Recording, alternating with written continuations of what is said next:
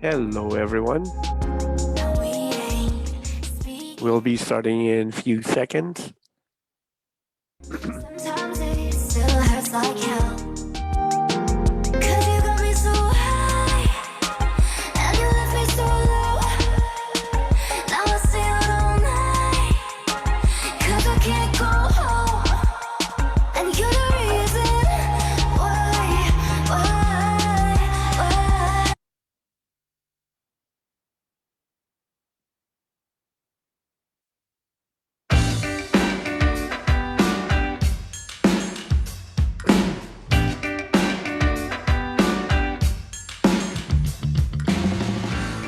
Good morning, everyone. My name is Israel Roman.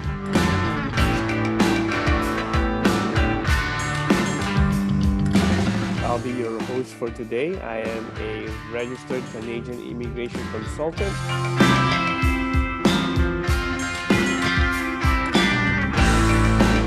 And our webinar for today is all about pathway to Canada. What is the fastest and easiest way to come to Canada?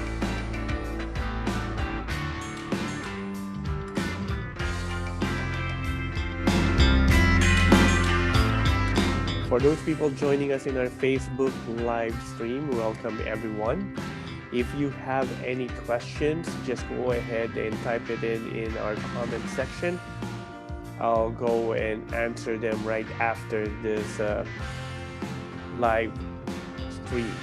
And if you guys are watching us via Zoom, please do not hesitate to ask your questions in our Q&A.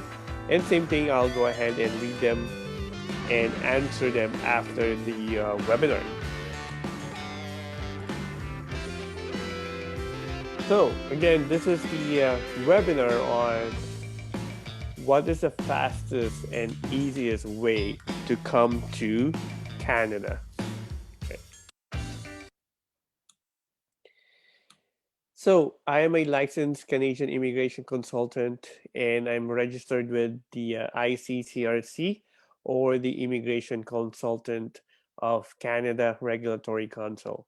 So just an FYI, if someone is giving you advice, whether it's free or not, if they are not your relative, they need to be licensed with ICCRC. They are not legally okay to give advice if they are not licensed with ICCRC. Okay. And you can go ahead and check if they are licensed by going through the website. So I'll give you an example. So this is the ICCRC website. And if you scroll down, you'll see on the right hand side it says complaints and discipline. So if you have any concerns with the consultant that you're working with, you can always file a complaint here and they will deal with that consultant. But if they're not registered with ICCRC, then unfortunately, even if you log in a complaint, they won't be able to help you out because that person is not registered with the ICCRC. Now, to check if that person is registered, go to the left hand side where it says Public Register, Find an Immigration Professional. Click on that one. And then right below, you can go ahead and type in the name of the consultant you're working with. So for this webinar, let's go type in my name. So last name is Roman, first name is Israel. And you hit search. And you'll see the name, Roman Israel, and the status is active. And this is the consultant identification number. Okay. When you hit contact, it would show you where that consultant is based from. So for myself, I am based here in Nanaimo, BC, Canada. And also it would show the company, right? The company that the consultant is attached with. So for myself, I am attached with Roman and Associates Immigration Services Limited.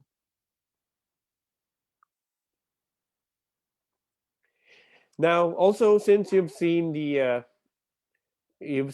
company name Roman and Associates, you want to also make sure that the company is also a legitimate company, right? So same thing with you guys.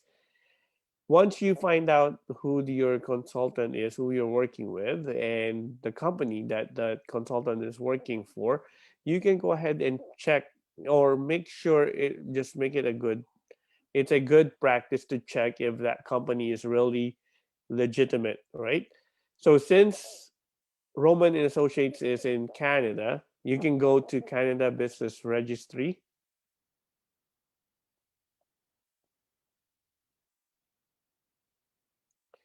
and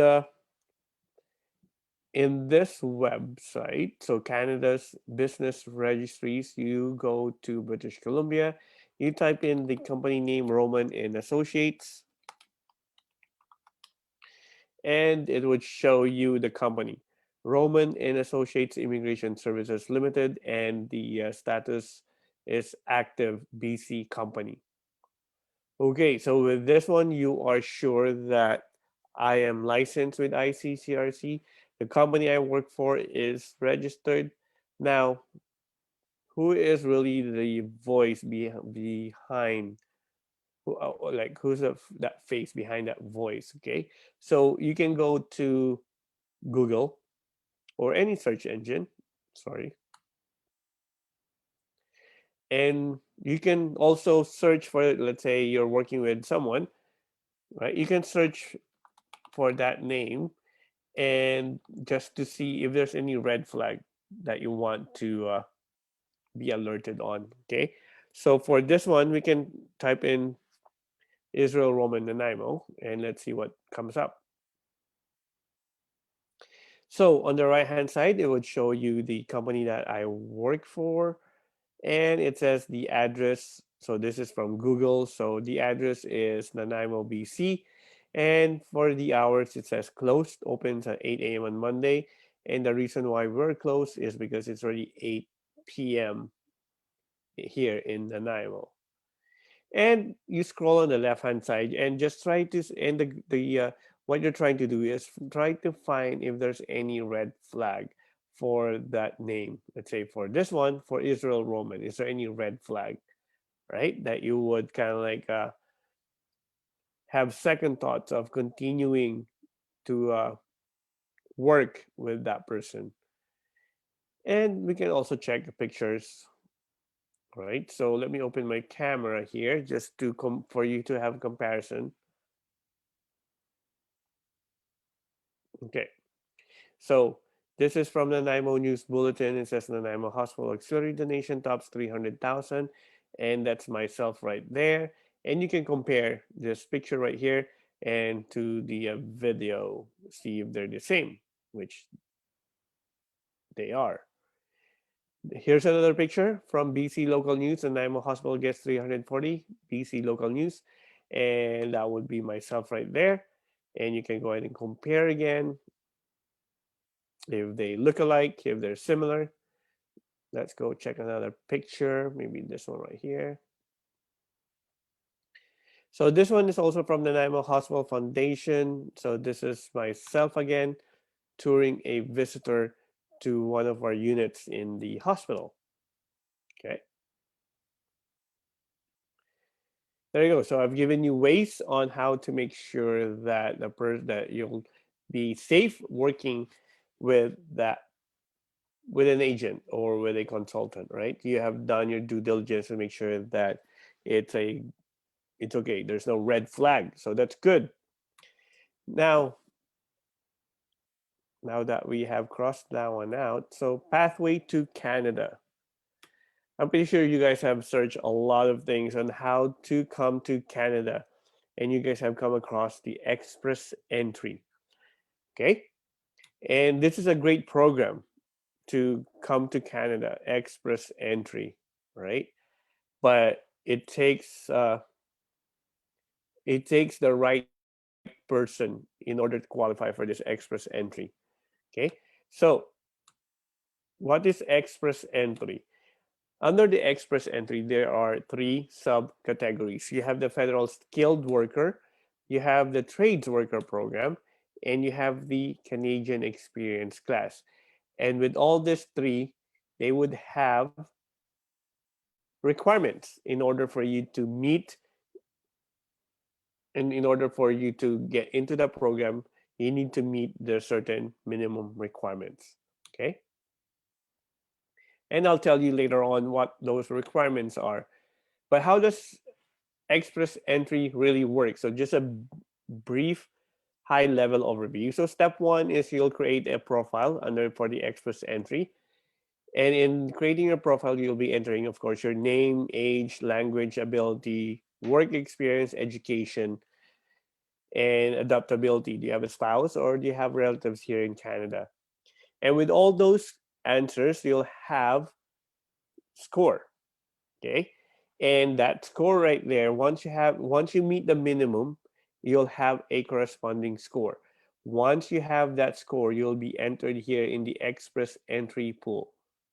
So everyone here in this pool has have met the minimum requirement and they have their scores. And the way it works is that, let's say for this month, they'll say the top 1,000 in the Express Entry pool are now invited to apply for permanent residency.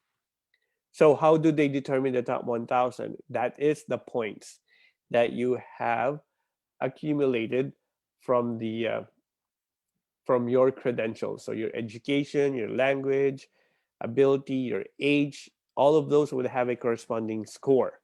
Okay, so the higher the score, the better.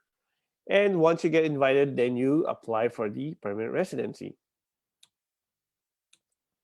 So I'll give you a visual picture on how Express Entry really works.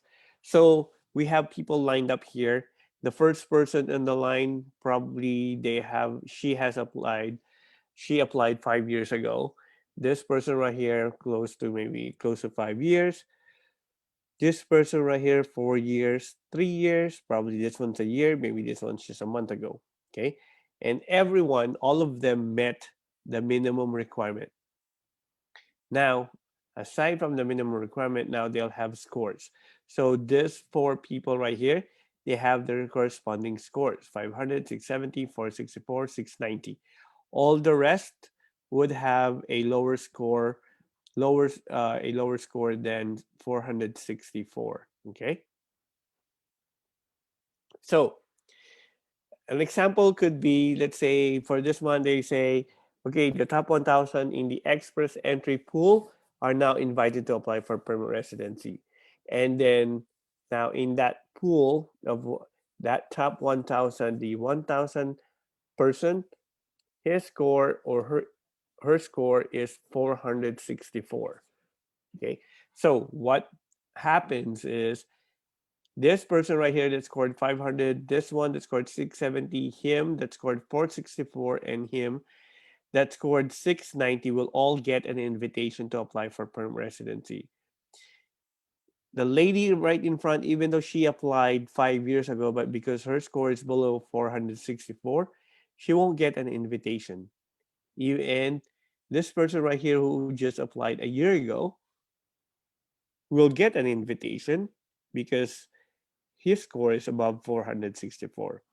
So that's how the Express Entry works right now. You meet the minimum, and the highest qualified candidate goes through and get the invitation to apply for permanent residency. And these are the factors that would determine your comprehensive ranking scores: your age, level of education, language proficiency or language ability, and then your work experience. Okay. So now, Express Entry Federal Trades Worker Program. So we'll go ahead and take a look at the minimum requirements. Okay. These are the requirements you need to achieve in order to get into the pool first, and then with that one you'll get your comprehensive ranking score as well. So you first need to meet the minimum before you can even go into the pool. So for the trades worker program, the minimum requirement for work experience would be 2 years of full-time work experience, and this one has to be done in the last 5 years, within the last 5 years. Okay. Now This one right here would be under the trades worker, would be under the industrial, electrical, construction, maintenance, supervisor of and technical jobs in natural resources, processing, manufacturing, chefs, cooks, butchers, and bakers. Those are the some of the trades worker. Okay. When it comes to the language ability, you only need CLB 5 for speaking and listening, and CLB 4 for reading and writing. When it comes to education, there's no education requirement. Yeah. So, but then even though this is the minimum, no education requirement, remember that you need to have the highest comprehensive ranking score. So when it comes to your education, you won't have a score for that one. So your score will definitely be low at this point, right? So, which is not good. Then, lastly, you need to have a job offer, full time employment offer from a Canadian employer for at least 1 year. So, this is the kicker. We're in at this time, it's hard to get a Canadian employer that would sponsor a foreign worker because of the unemployment rate right now in Canada because of the pandemic. So, I would say federal trades worker is a no for you guys, right? So we can scrap that one off. Let's go check the federal skilled worker program. Is this your program that you can apply for? So under the requirement, the minimum requirement for work experience is only 1 year of work experience, and it has to be in the same job. Okay, and it has to be full time. When we say in the same job, it has to be the job should be skill type 0A or B. And I'll give you an example of what we mean by in the same job. So let's say 2 years ago, you were a supervisor for 4 years. Then 2 years ago, you were promoted to be a manager. So right now, you're a manager. So you've been a manager for 2 years, but before that, you've been a supervisor for 4 years. What will happen is you'll have a score for your manager. You'll work for 2 years, and you'll have a score as a supervisor for 4 years. But because you have, when you were a supervisor, you have more years working as a supervisor than a manager, your score as a supervisor would be greater or higher than the score that you'll get as a manager. And and if in case you were not promoted to be a manager, so you just continue on to be a supervisor, now your 6 years of being a supervisor, your score as a supervisor for 6 years is far greater than your score as a 4 years in supervisory role or 2 years in managerial role. So it would have been better for the sake of the express entry for you not to be promoted so that you'll have that 6 years of supervisory score, right? Language ability. So for this one, you need to meet the minimum CLB 7. So that would be a speaking, listening, reading, and writing Ielts score of 6.0. And education, it has to be just validated by the agency approved by IRCC. Oh, this is what we call the ECA. Okay. And for the skilled worker program, there is such thing as you need to meet 67 points out of 100 in this six selection factors. Do not so it's this federal skilled workers score is different from the comprehensive ranking score. So don't mix this two up. So the skilled worker, the six factors would be the same as where we get your comprehensive ranking score. So it would be your language ability, education, work experience, age, job offer, and adaptability. So I'll give you an example. Let's say for a applicant, language ability, his score was CLB 8. Okay. With that one, his score is 20 points for language ability. For education, highest education is master's degree, so he has now 23 points for that one. If he didn't have master's degree, only 4-year bachelor's degree, then he'll have a lower score than 23. Work experience, 6 years or more, 15 points. So if this one was only 4 years, then this person will have lesser than 15. Age 18 to 35, that is the perfect score, 12. Let's say there's no job offer, because it's hard at the moment. Adaptability, if you have a spouse or you have relatives here in Canada, that would give you a perfect score of 5. So for this person, total score would be 77 points. So that's great because he met the minimum requirement of 67 points. Okay. But then let's take this one now to the comprehensive ranking score. With the same information, and in this factors, the age, level of education, language, work experience, what would be his comprehensive ranking score? So, same credential, his score would be, for the comprehensive ranking score, it would be 405. And the lowest score that has been invited is 415. So this person right here, even though he has good IELTS 8.0 master's degree, still he won't make the cut, right? He won't get in the invitation to apply for permanent residency. So with this one, I think he can improve on his English still, because there's still room for improvement for that one, because he was only competed for 8.0. So if he gets 9.0, then definitely his score will go up. Okay. So probably it is a possibility, but it's hard though. Okay. Next is the Canadian Experience class. Let's see if this one is the right program for you. So work experience, this one requirement is a 1 year of paid Canadian experience. So, and it has to be a full-time work, so at least 30 hours per week, and within the last 3 years, and skill type 0A or B.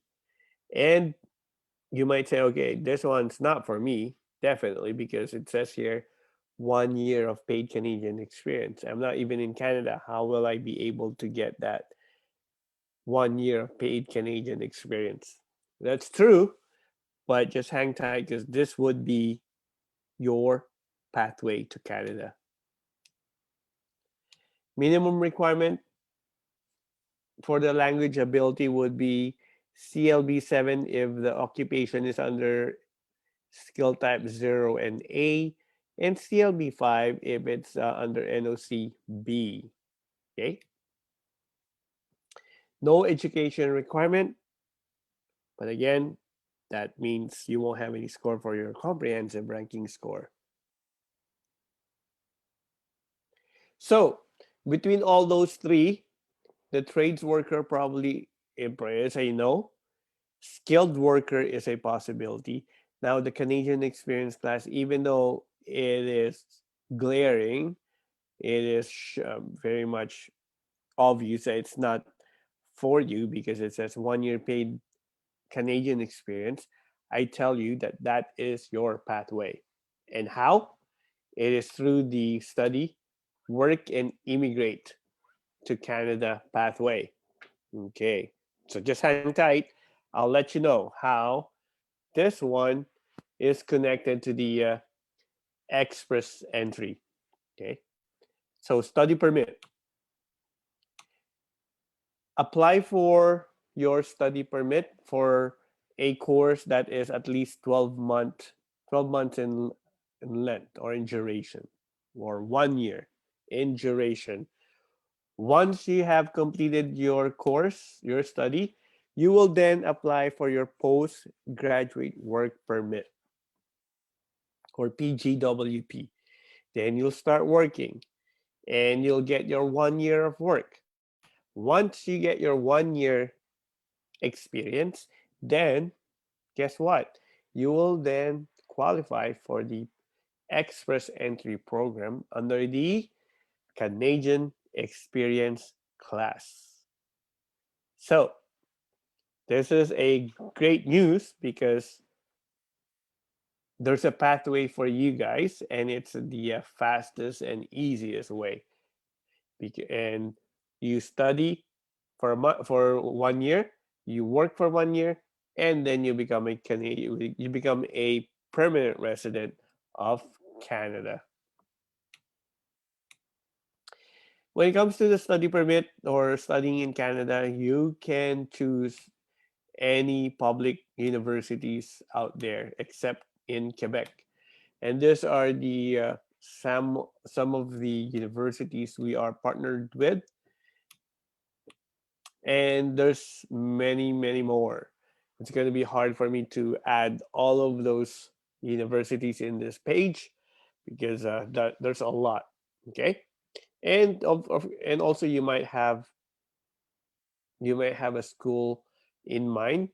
You just let us know, and I'm pretty sure we are in partner with that school.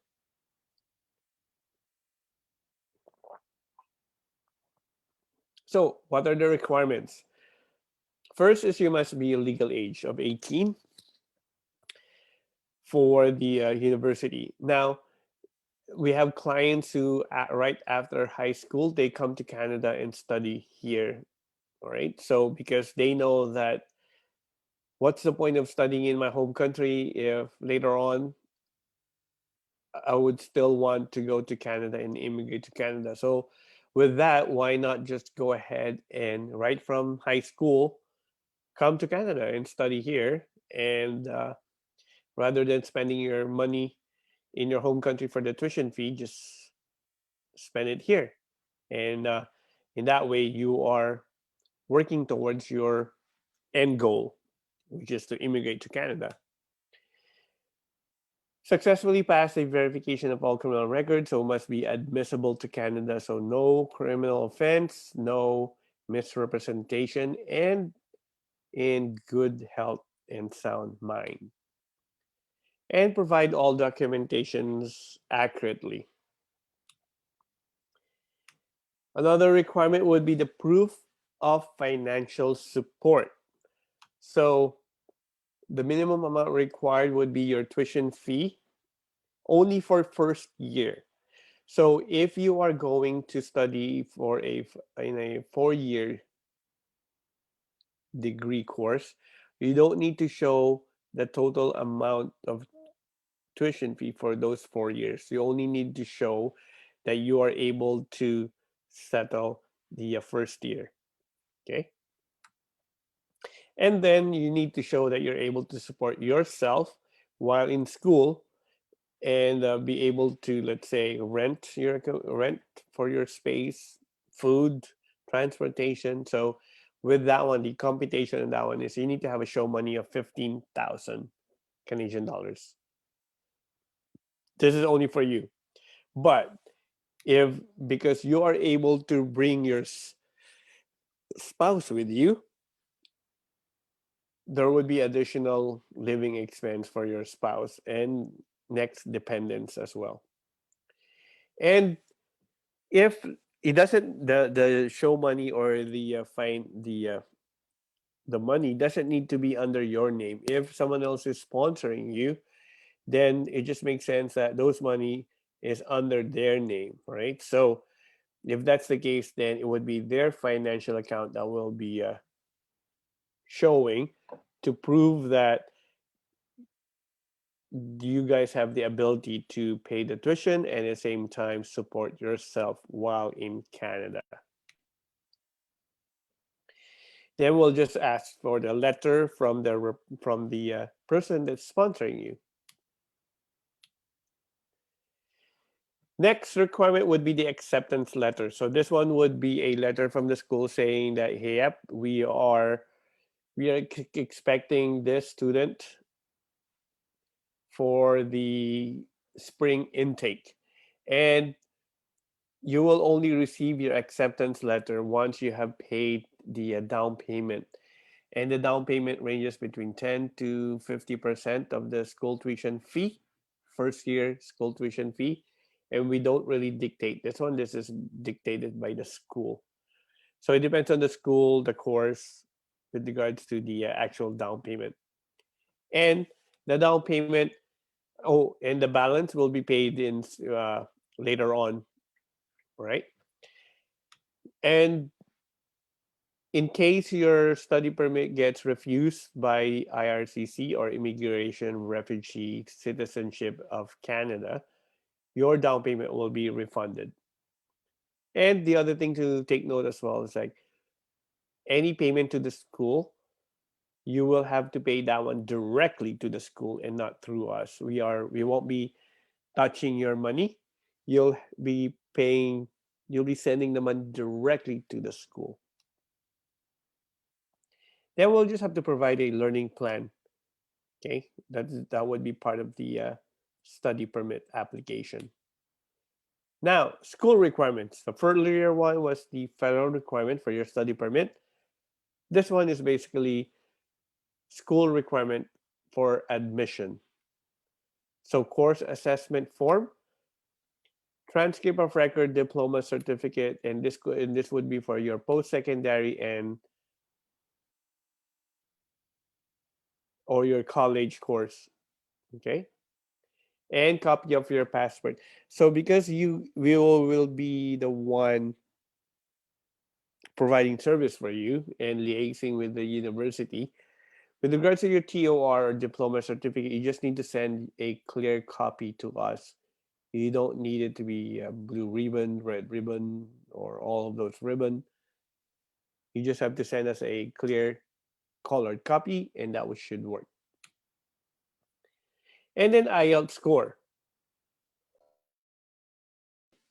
And Ielts score varies from each school and as well as the course that you're taking.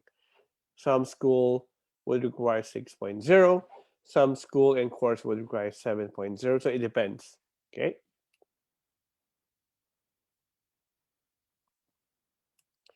Benefits. So it would be an interest-free payment plans available for you to pay off the balance.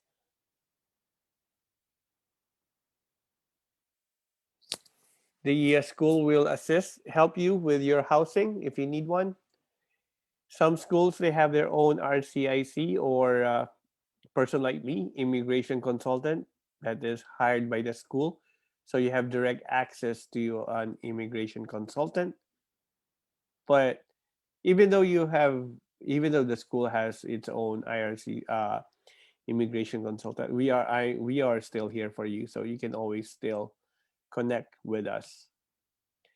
Grants and loans are available for you as an international student, but this one can only be accessed or you can only apply for this one once you're here.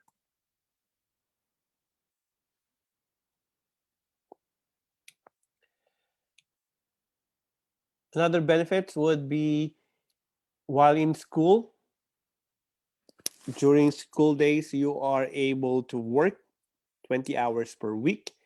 If you are it's off school, then you are allowed to work 40 hours per week. And the other good thing about this one is you're able to bring your spouse or dependents here in Canada. So while you're studying, you have your spouse working, right? And your children going to school as well. Okay.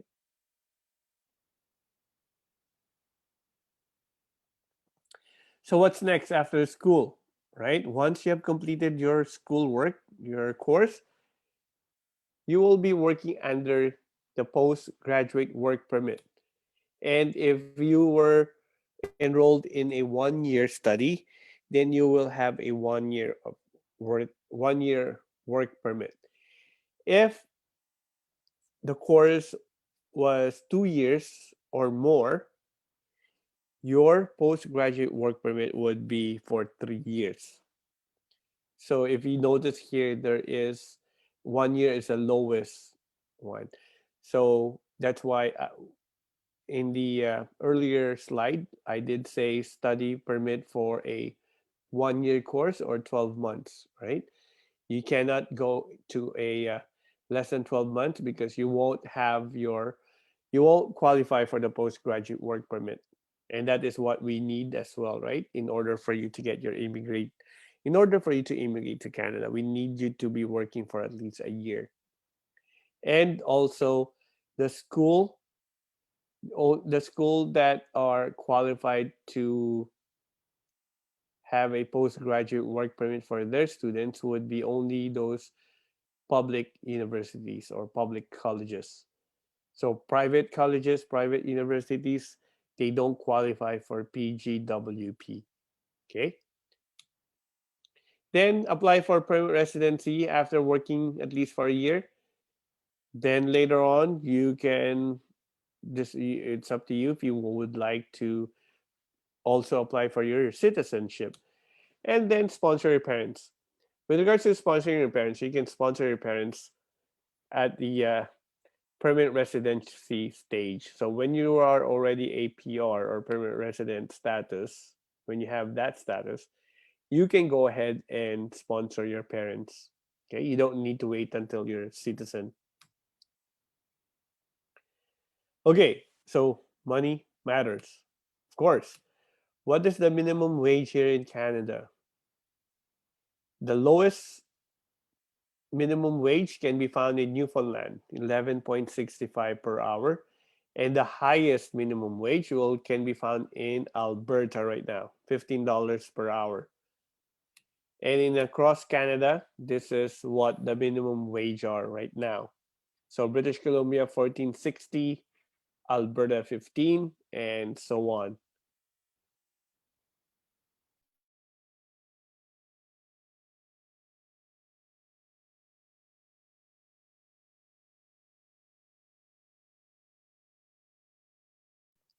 Okay.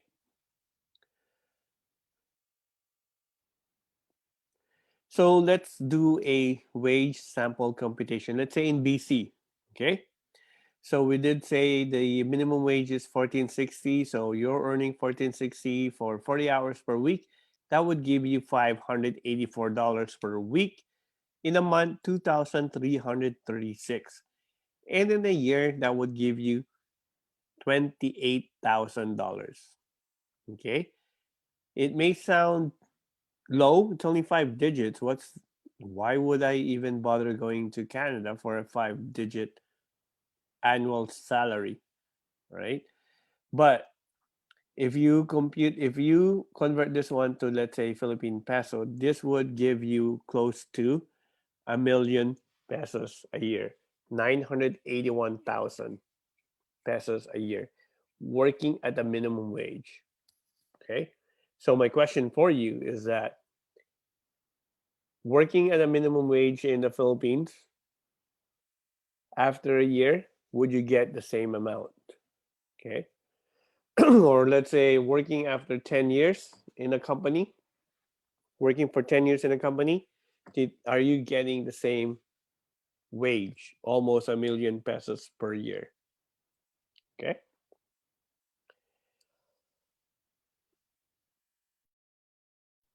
Okay. So yes, there it is a nice amount of money, 981. That's great. But of course, there are some expenses attached to this one, right? You can't just be earning that amount of money without any expenses. Because if that's the case, then I won't be here. Everyone will be here, right? You won't be seeing me in this webinar because you guys, everyone will be here. No need for us here. So there is an expenses attached to it for sure, and I call that one as investment. Why? because in an investment, you need to spend money in order to earn money. And this is what this one is. You will spend money in order for you to earn that money. Okay, so it's an investment. And I think, no offense to these people, but I think this is a better investment than investing in a, let's say, entrepreneurship. We're in an online business. You buy products, product one, two, and three.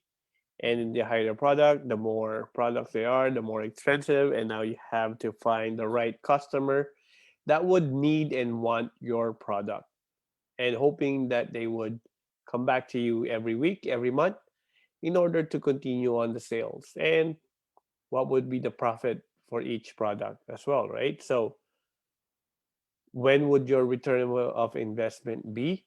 And when would you actually be earning a good profit out of the business, right? And again, no offense that I'm just comparing it. That is a very, very decent business. I got nothing against them. I'm just comparing it. Right? Yes, this is a bigger investment, but the income is way, way, way, way better than in the online business. Okay, so how much investment are we talking about? So for a student with no dependent, again, the show money would be 15,000. If you have one dependent, so your spouse coming with you, add another 5,000. If you have a child coming with you as well, add another 3,000. That would be your show money. Okay. This one would prove that you are able to support not just you, but your spouse and your child while you're studying here in Canada. Tuition fee would be between 10 to 20,000 per year. Okay.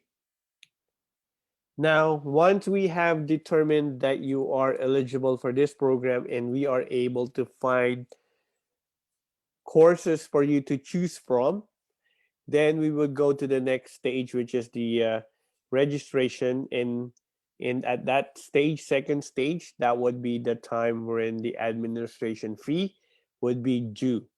So the administration fee is 1,400 CAD or 48,000 pesos.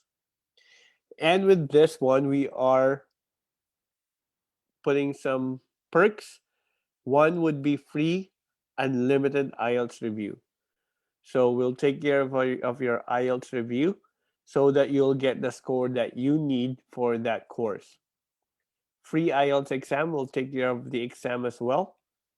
And immigration consultants fee or a professional fee of 1,500, that one would be waived only for this webinar. Okay. So what is the process again? So study permit process, eligibility check. Again, this one right here, we just have to make sure that you can proceed to the next step, because we do this one because we want to make sure that we're not wasting your time and money, right? Once we know that we are able to provide you with courses to choose from, then that's the only time we would ask for the administration fee of 1,400 or 48,000 pesos. Submit the required documents, then we will then give you your choices, your courses to choose from, and school as well. Then of course you choose which school, which course. Then we submit all of the documents to the school for your admission. Then once you are accepted by the school, then you'll have to pay the down payment in order for you to get your letter of acceptance. And at that stage, the first payment of 1,000 is due, but for this one, again, this is waived. Okay. Then we prepare your documents for study permit. Then, before we submit your documents to IRCC, the last payment of 500 is due, but again, for this webinar, this is waived. Okay. Then apply for your study permit, then come to Canada. I know there's a lot of steps, but we are here to guide you along the way and make it a seamless process. So, fast and easy pathway to Canada. Let me summarize it. Why is it the fastest and easiest way? So, study permit, 1 year. You'll study for at least a year. After studying a year, you will be working for a year. Once you have completed your 1 year of work experience, you will then apply for your express entry or your permanent residency. And that would, I'm just being conservative here, that would take another year. So within 3 years, you will be a permanent resident, then later on, citizen of Canada.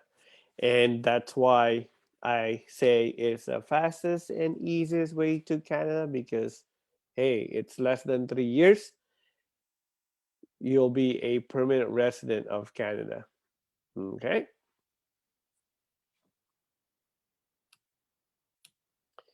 So, what are the next steps?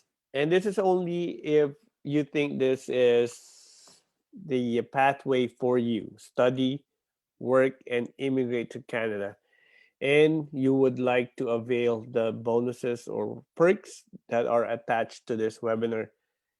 If the answer is yes, then go ahead and send your resume to assessment@romancanadianimmigration.ca with the subject line study, work, and immigrate to Canada. Please, it is very important to add the subject line study, work, and immigrate to Canada because we do receive tons of emails and we want to make sure that we are triaging it and it doesn't get buried with all the other emails that we get. Okay. Then, if we find that you're eligible, then we go to the next step, which is the registration process. Okay.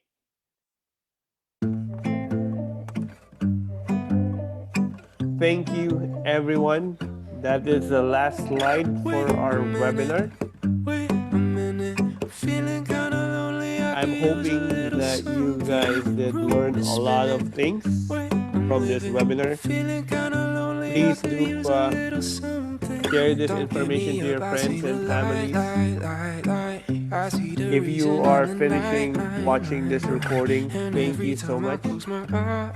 Please share this recording to your friends and family. We would very much appreciate it. I'll be here for a few more minutes to wait for any questions and answer them.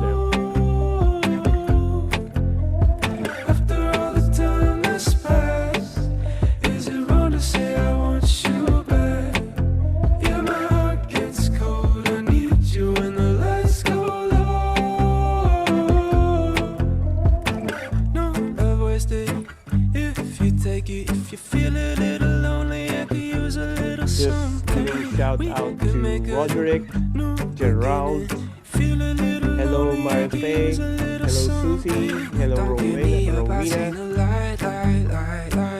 hello Sharon, Jennifer,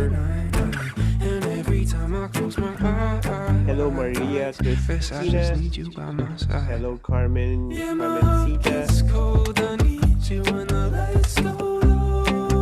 Good morning, Bona Grace. Jigisha. Hello, Angelita Tan. Morning, Deepak. June, Dandan. Morning, Wilma, Zan, Marie.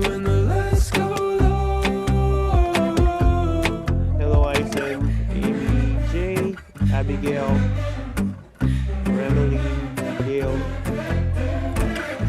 Hello, Augie.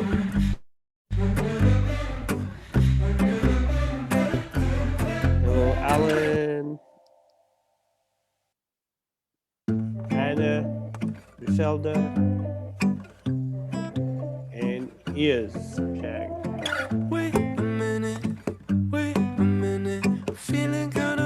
All right, so everyone, so again, thank you everyone. If you come across